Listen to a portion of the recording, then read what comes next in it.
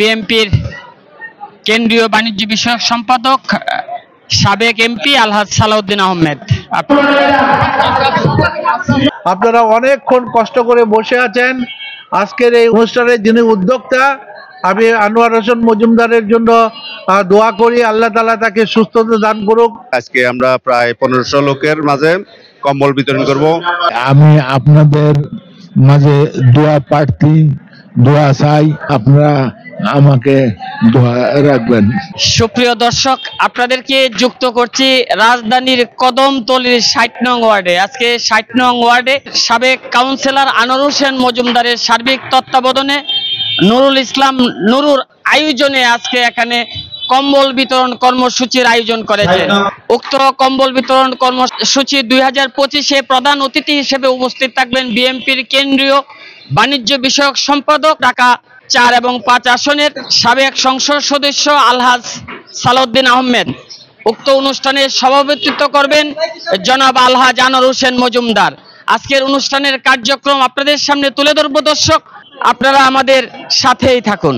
আমরা প্রতি বছরেই এই কর্মসূচি পালন করে থাকি। গরিবদের, দুস্থর ও গরিব মানুষের, অসহায় মানুষের মাঝে কম্বল বিতরণ করে থাকি। আজকে আমরা একটু স্পেশালি করছি। আমাদের সাবেক 3 বারের মাননীয় সংসদ সদস্য আলহাজ সালাউদ্দিন আহমেদকে ইনভাইট করছি। আজকে আমরা প্রায় 1500 লোকের মাঝে কম্বল বিতরণ করব এবং আমাদের 60 নম্বর ওয়ার্ডের সকল মসজিদের 44টা মসজিদ, সকল মসজিদের ইমামদেরকে আমরা দাওয়াত করেছি। এই দাওয়াতের মাধ্যমে আমরা সকল ইমামদেরকে আজকে প্রত্যেক ইমামকে একটা করে জায়নামাজ দিব।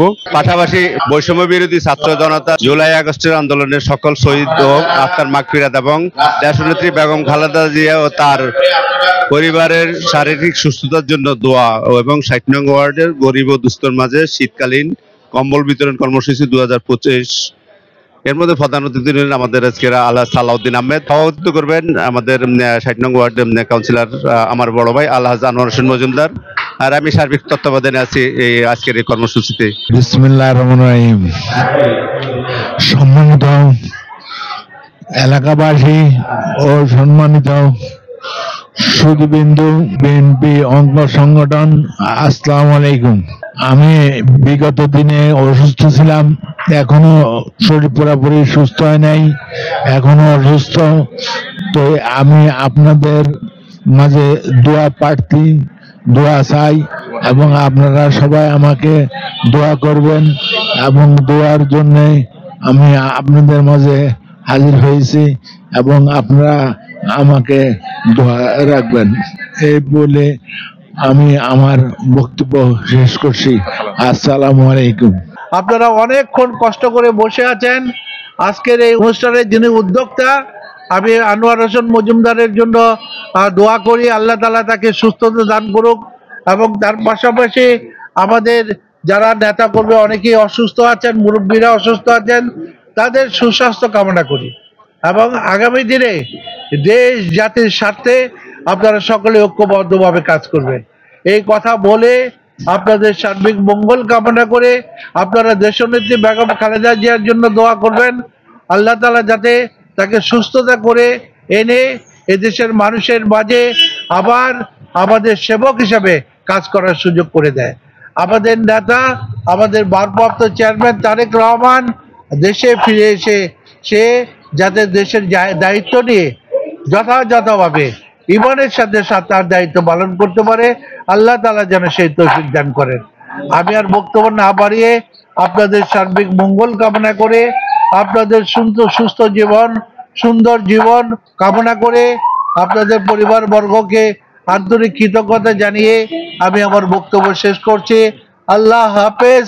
বাংলাদেশ জিন্দাবাদ, বাংলাদেশ জাতীয়তাবাদী দল জিন্দাবাদ, শহীদ যে অমর হোক বেগম খালেদা জিয়া জিন্দাবাদ, তারুণ্যের অহংকার তারেক রহমান জিন্দাবাদ, এই এলাকার জনগণ জিন্দাবাদ। আসসালামু আলাইকুম ওয়া রাহমাতুল্লাহ।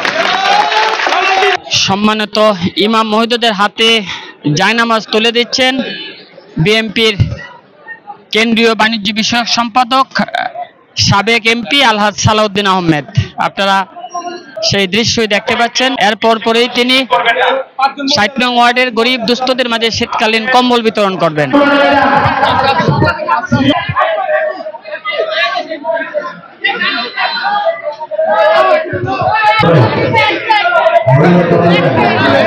আপনারা ইতিমধ্যে দেখেছেন যে আজকে এখানে প্রধান অতিথি হিসেবে উপস্থিত ছিলেন সাবেক এমপি আলহাজ সালাউদ্দিন আহমেদ নুরুল ইসলাম নুরু। আমাদেরকে জানিয়েছেন আজকে 1500 লোকের মাঝে কম্বলগুলো বিতরণ করেছেন এবং সেই সাথে এখানে 40 জন ইমামের হাতে জায়নামাজ তুলে দিয়েছেন। এই মানুষগুলোর হাত ধরেই সমাজের পরিবর্তন ঘটবে, বাংলাদেশ বিশ্বের বুকে মাথা উঁচু করে দাঁড়াবে, সেই প্রত্যাশায় শেষ করছি।